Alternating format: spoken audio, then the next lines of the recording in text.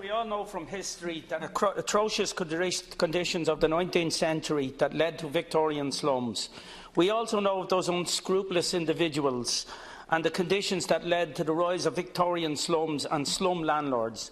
A housing shortage, overcrowding, homelessness leading to poor sanitary conditions and the lack of tenants' rights. These are shockingly no different than those that have led to today's 21st century private rental slums and slum landlords.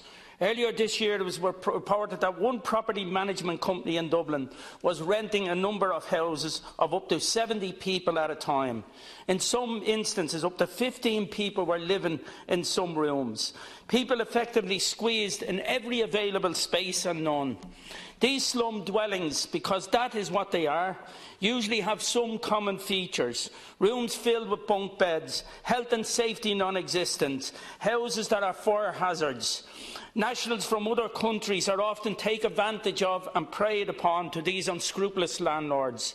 Tenants in many cases have no lease and pay their rent cash in hand. Toilet and sanitary facilities are minimal or virtually non-existent. Many tenancies are unregistered.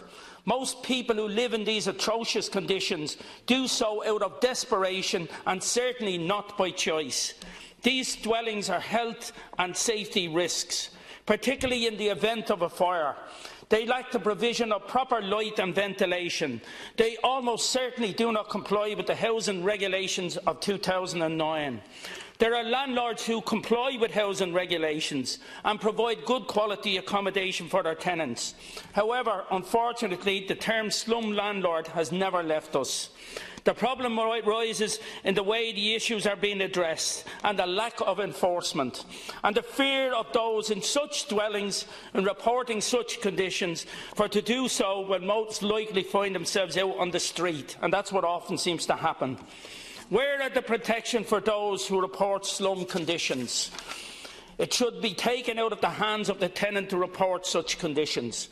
And the government needs to have a proper inspection regime and enforcement procedures in place to tackle this scandal in some areas of the private rented sector. At the moment, where is the evidence of pursuing those who are responsible for these inhumane conditions?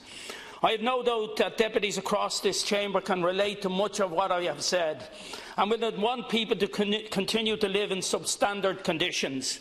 This is not an issue that I believe anyone here would want to turn into a political football, and those should support of us. 55% of properties inspected in 2014 were below standard. This is massive, and we had a survey a number of years ago in Phibsborough where a large number of dwellings were inspected, and the results were absolutely appalling. And that was a number of years ago. There was warning shots fired across the bow for a long time. So we need to act, and we need you and the opposition to support our PMB. Thank you. And